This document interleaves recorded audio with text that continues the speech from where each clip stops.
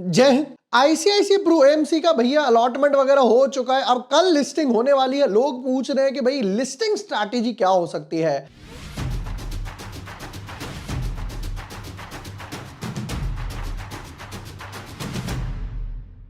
Hi everyone, my name is Jubor Washne. I am a SEBI registered research analyst.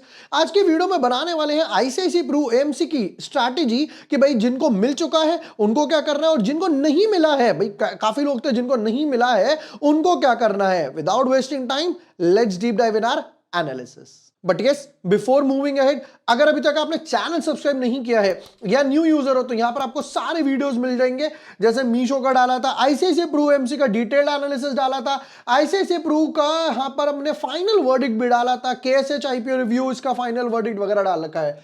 देखिए IPO table की तरफ नजर मार लेते हैं फटाफट से। ये यहां पर ऑलरेडी अलॉटमेंट आ चुका है। अब केएसएच आज क्लोज होने वाला है, फिर उसके बाद ओपन होगा गुजरात किडनी। इसके एनालिसिस भी मैं डाल दूंगा। केएसएच की तरफ एक नजर मार लेते हैं फटाफट से, क्योंकि आज क्लोज हो रहा है। मोस्ट प्रोबेबली जब तक आप हमारी वीडियो देखेंगे, आई होप हमारे एडिटर उसको एडिट कर पाए टाइमली।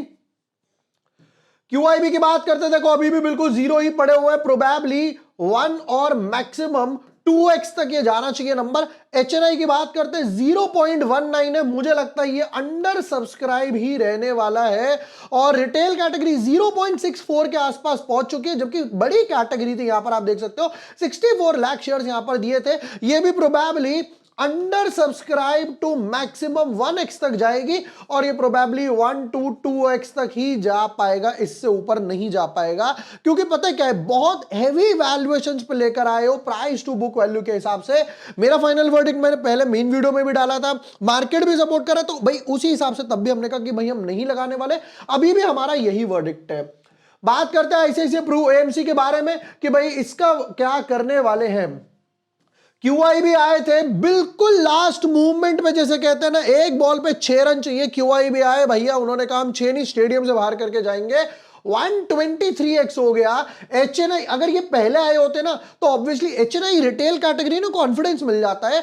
एचएनआई 22 टाइम्स आया, रिटेल 2 टाइम्स के आसपास आया, शेयर होल्डर 9 टाइम्स के आसपास हो गया। यानी कि यहां पर जिसने 90 शेयर्स लगाए थे उसको 9 या 10 शेयर ही मिलने थे। ओवरऑल 40x हो गया। यहां पर मैं अगर अपनी बात करता हूं तो भाई साहब यहां पर मुझे 1.5 लॉट मिला था, 1.5 लॉट। यहां पर देखिए विभोर वाश ने 90 शेयर्स मैंने अप्लाई करे थे, 9 शेयर्स मुझे मिले हैं। ये मुझे मिला था शेयर होल्डर कोटा में। रिटेल वाले में मुझे कुछ यहां पर नहीं मिला था। मिला होता तो 6 मिला होता था या 0 मिला होता।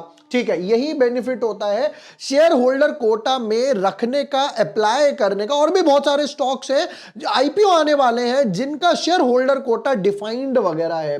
वापस आते हैं इस पर, कहीं करना क्या है, हमारी स्ट्रैटेजी क्या बनने वाली है। अगेन शुरू से शुरू करें तो भाई 2 कैटेगरी बनने वाली है। एक बनेगी यहां पर अलॉटेड, नॉट अलॉटेड। पहली कैटेगरी बनती है अलॉटेड, भाई जिसको मिल चुका है, और दूसरा जिसको नहीं मिला है। अब यहां पर अगेन 2 कैटेगरी बनने वाली है। एक जो लिस्टिंग गेन बोलो या शॉर्ट टर्म के लिए अप्लाई करते हैं, और दूसरी कैटेगरी हो गई हमारी लॉन्ग टर्म वाली, 2 साल 5 साल डाउन द इयर्स डाल के रखना है। प्रॉफिट मार्जिन अच्छे है, डेट फ्री कंपनी है, आईसीआई की ब्रांड वैल्यू है। बट मैं आपको बता देता हूं आईसीआई के बाकी जितनी कंपनीज ने, उन्होंने इंडेक्स को बीट वगैरह नहीं करा है, ये ध्यान से रखना। देखो अगर आप लिस्टिंग गेन या शॉर्ट टर्म के माइंडसेट से ही आए थे कि चाहे आप एचएनआई कैटेगरी में थे, रिटेल कैटेगरी में थे, किस में भी थे, यहां पर 10 से 15% के आसपास लिस्टिंग गेन बनते हुए नजर आ रहे हैं। भैया पूरा का पूरा प्रॉफिट बुक करो, बाहर हो जाओ, बाकी स्टॉक्स वगैरह पे फोकस रहेगा। लॉन्ग टर्म में हो और रिटेल वाले हो, लॉन्ग टर्म में हो और रिटेल वाले हो तो भाई एक ही लॉट है, आराम से उसको होल्ड कर सकते हो। प्रॉफिट भी बुक करोगे तो कितना ही आएगा, आप 2 साल 5 साल के हिसाब से बात कर रहा हूं।